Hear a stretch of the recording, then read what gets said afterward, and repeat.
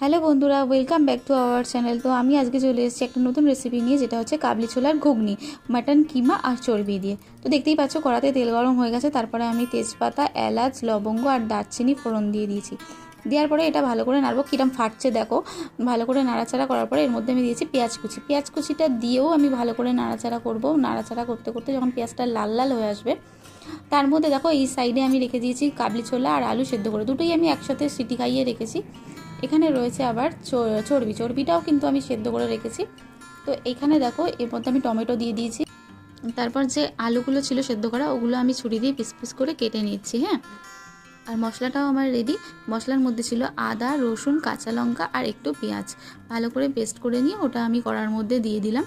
তো এই কড়াতে দিয়ে ওটা নাড়তে থাকবো, ভালো করে নাড়াচাড়া করব যতক্ষণ না ওটা ভালো করে কষানো হচ্ছে। তো এটা ভালো করে নাড়াচাড়া করার পরে ওর মধ্যে আমি হলুদ গুঁড়ো একটু দিলাম, মানে যতটা দরকার ততটা হলুদ গুঁড়ো দিলাম। তারপরে দিচ্ছি জিরে গুঁড়ো, 2 চামচ মতন জিরে গুঁড়ো দিয়েছি। আর 2 চামচ মতন ধনে গুঁড়ো দিয়েছি। আমি জিরে ধনেটা বেশিরভাগ পছন্দ করি না, যে কোনো মাংসে বলো বা এই ঘুগনিতে, নিরামিষ ঘুগনিতে দেওয়া যায়, এই কিমা দিয়ে ঘুগনিতে পছন্দ করি না, তো ওইটুকুই দিয়েছি। আর এদিকে প্রেশারে এটা হচ্ছে কিমাটা সেদ্ধ করেছি। কিমা আর চর্বিটা না আমি আলাদা করে সেদ্ধ করেছি, তার কারণ না কিমাটা একটু সেদ্ধ বেশি করে করতে হয়, আর চর্বিটা বেশি সেদ্ধ করলে গলে যায়। ওই জন্য কিমাটা আমি আলাদাভাবে সেদ্ধ করেছি আর চর্বিটা আলাদা করে সেদ্ধ করেছি। তো এটা আবার আমি কষাতে থাকলাম, ভালো করে একটু নাড়াচাড়া করছি। শুকনো শুকনো হয়ে এসছে।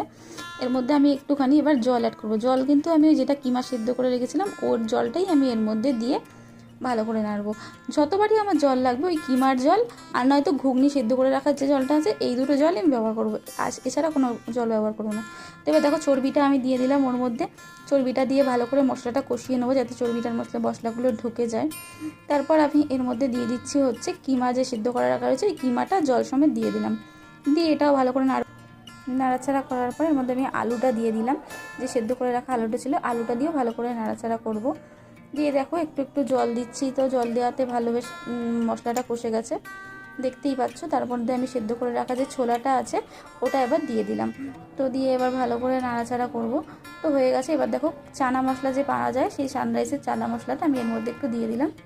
দিয়ে ভালো করে এটা নাড়াচাড়া করব। হ্যাঁ, যতক্ষণ না এটা ফুটছে ভালো করে, এই দেখো ফুটে এসছে, ঘুগনি প্রায় কমপ্লিট হয়ে আসছে।